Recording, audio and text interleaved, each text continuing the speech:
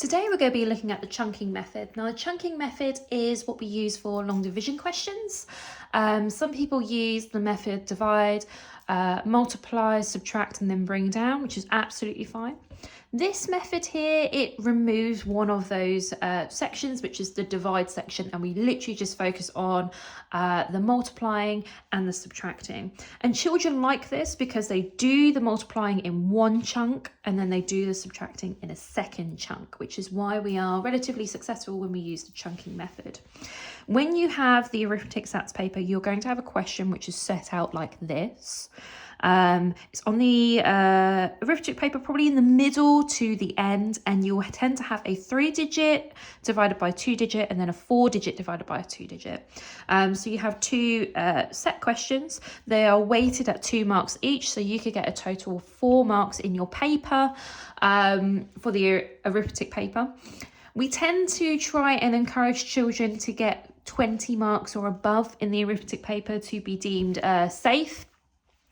And working at the goal of getting that pass mark after all 3 papers have been combined. So the hardest part of this is actually the chunks. Now we encourage children to do chunks 1, 2, 3, 4, 5, which are the hardest, and then we do 10 and 100. We are doing the chunks of what will be outside of the bus stop, which is 47. Now, I don't know my 47 times table by heart at all.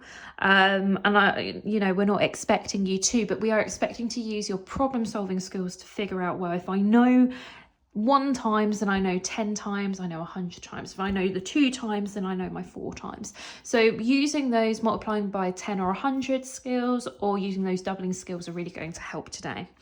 Well, first things first, we have got 1 times 47, which is 47. If we know 1 times 47, we should know 10 times 47.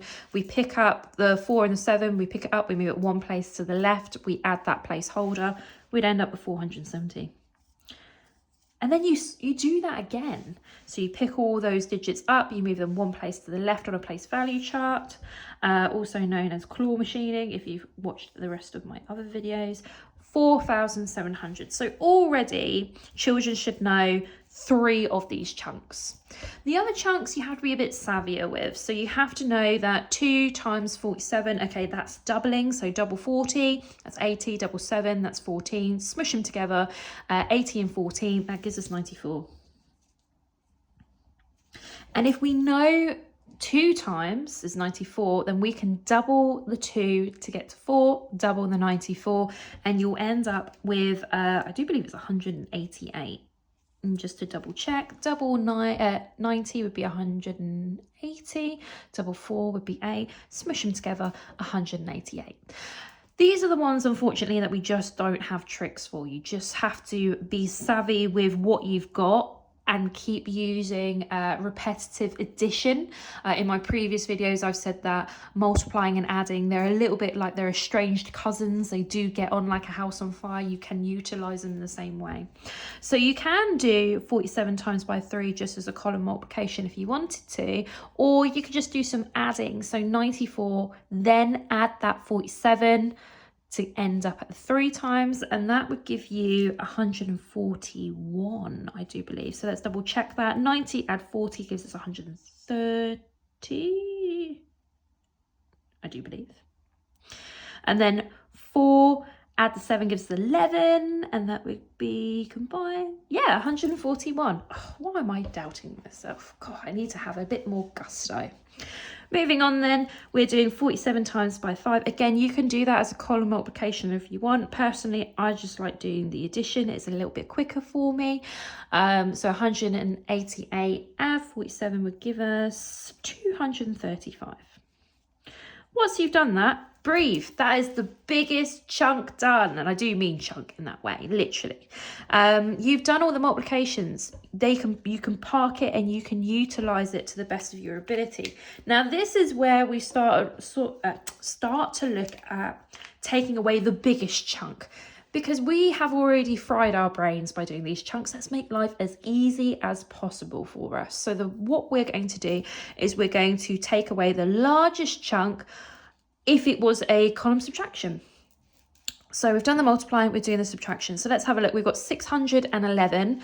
Which number down our chunks is the largest without tipping over 611? And for us, it'd be 470.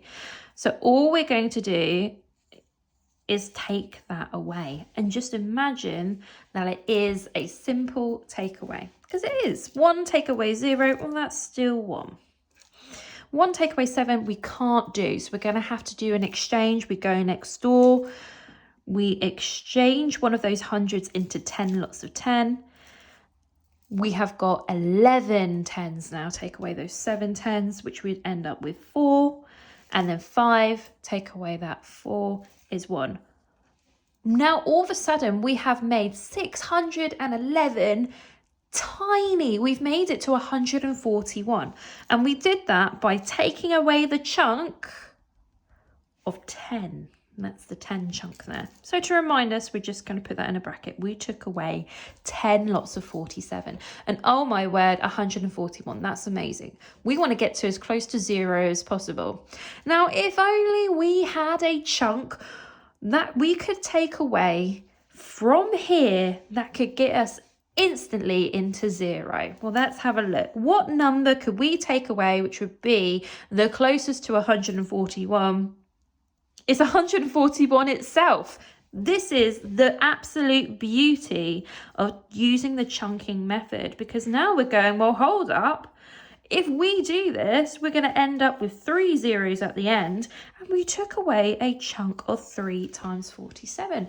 Bonus, ta-da, I'm done. Now, if you were to show this working out in an arithmetic paper, you'd get a mark for it instantly, because you are showing that you have a clear strategy and you know how to utilize it.